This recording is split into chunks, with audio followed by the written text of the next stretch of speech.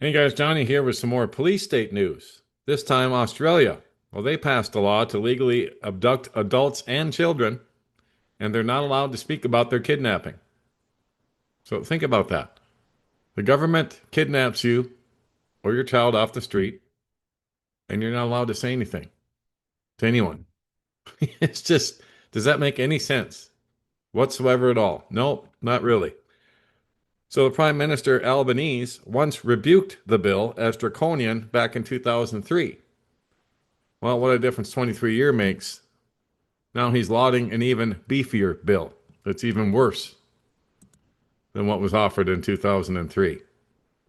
And of course, back in '03, we had the new war on terror. Well, it was fairly new, year and a half old or so.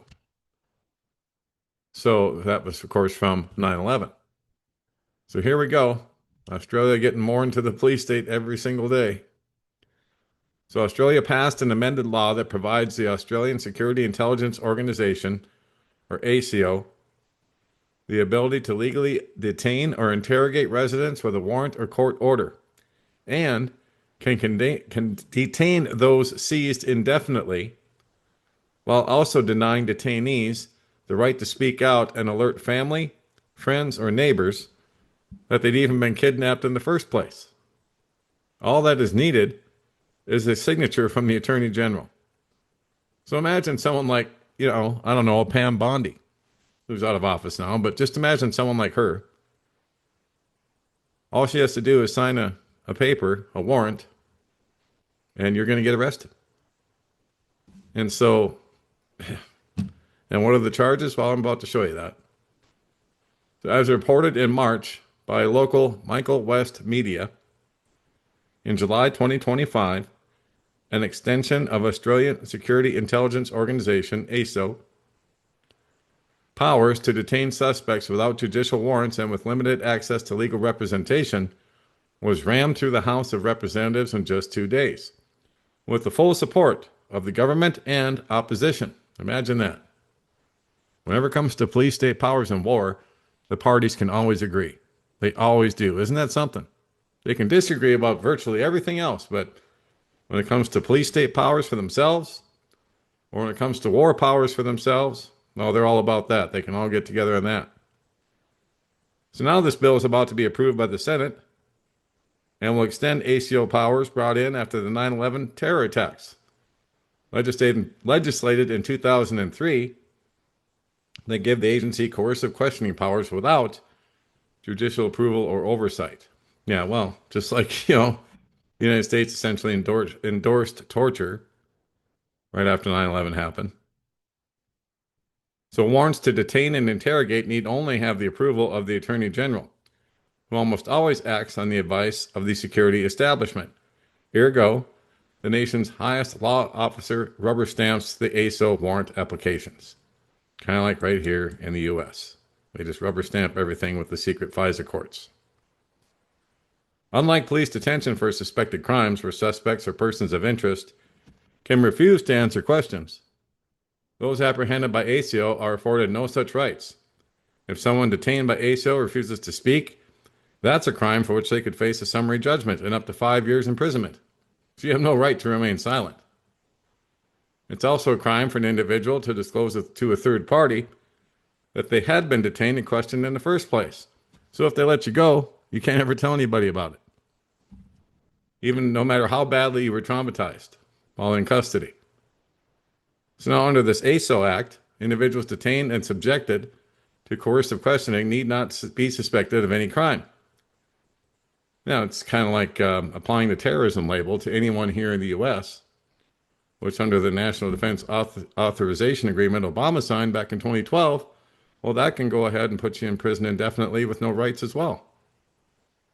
We saw that with the January 6th folks. They basically had no rights in prison. So, given the already wide scope of national security legislation, this effectively means that ASO can simply drag an individual in and question them as part of a fishing expedition. Unlike the 2 days of debate before the current amendment was passed by the House of Representatives, the original ACO Act amendment, which passed the Parliament in 2003, well, that was debated for 15 months. The legislation faced significant resistance from the then Labor opposition. Well, during parliamentary debate, now Prime Minister Albanese quoted from a speech by Adolf Hitler's Reich Marshal, Hermann Goering, who said, "Voice or no voice, the people can always be brought to the bidding of the leaders. It works the same in every country." Albanese told the parliament that the amendment provisions potentially allow for the mistreatment of ethnic minorities, the suppression of dissent, and the detaining of an investigation of wholly innocent Australians. Yep, and it's going to get worse. That was back in 2003. And of course, now, and you can read that report right here at this link, it's even worse. Additionally, Sydney criminal lawyers noted in Albanese's 2003 speech, he also referred to that law as draconian. Albanese is now singing to a different tune and is endorsing an even beefier version of the thing he chastised over 2 decades ago. I'm just going to skip down here. You can read the rest of this and watch this video on your own if you like. But I like what the author says here in this commentary. I never realized how oppressive and draconian Australia was until 2020. And I agree with him on that wholeheartedly. When they implemented some of the most austere and evil lockdown measures in the world. Just as it is in the US, there is no left or right. It's a uniparty across the world with a singular goal and mandate to oppress, imprison, and enslave their people. I agree. For obvious reasons, I needn't explain how asinine this ASIO bill is. The police can just grab people on a whim with no explanation. And the government doesn't even have to tell you that they did it or give the person a fair trial or a lawyer. In other words, don't say or do anything the government deems hateful. Don't agree with lockdown and curfew laws or don't want to take a vaccine? Well, post something online that's not approved by the state? Are you criticizing Israel too much? Is someone homeless on the streets? Send in the cleanup crew. And nothing he just said is hyperbole. It's not hyperbole. It's not at all. And there you go. Wow. It gets more draconian around the world every single day. It does not stop. It just keeps growing. The police states around the world. And then we have this story right here, which this is where everything is headed. Now, this is a hypothetical, I believe.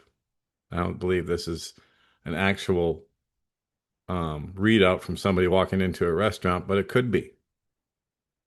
And they're saying that this is where we're headed. Technology is not your friend and your privacy matters. Coming to a restaurant near you, they're saying. You know, they'll have these flock-like cameras telling everything about you as soon as you walk in the door, including how much you tip. You know, and in this case, they have her bust size and everything on it. Well, you know what? That's probably not too far from accurate. Or I should say, from the truth. Because especially everyone who's been, had the jabs, they have scanners in place now where they can pull all kinds of information up just by scanning you for the jab. And the jab will report back to them and tell them everything about you. And so what you're seeing here, although it may be a hypothetical on this particular post that I found on Facebook, it won't be hypothetical for long. And I guarantee you they can probably already do this. Especially to those, like I say, who've been jabbed, because that is surveillance under the skin, just like Yuval Harari already said.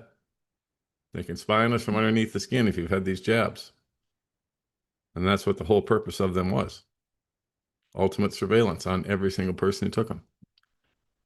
And of course, those who didn't, they'll know who you are too. And they'll be rounding us up soon, I'm sure, before too much longer. So that'll be it for now. I'll keep my eyes on things as always. As far as the wars, rumors of wars news goes, it's the same today as pretty much as it was yesterday.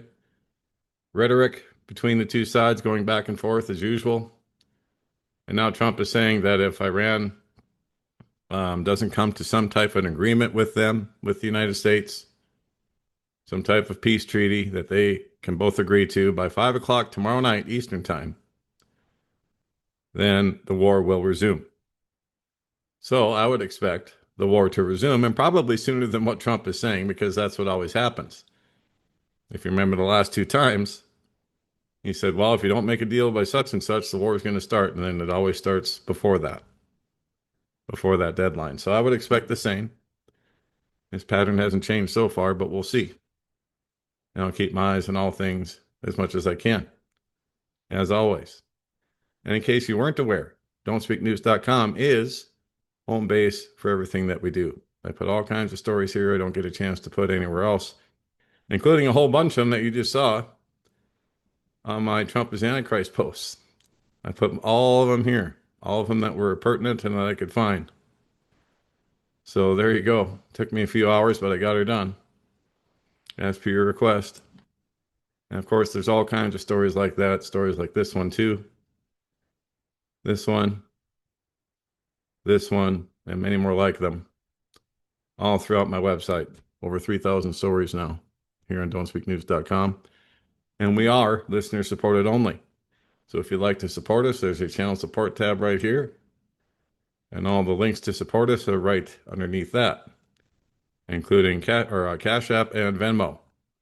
And to find us around the internet, Rumble, BitChute, Telegram, you can click on that tab.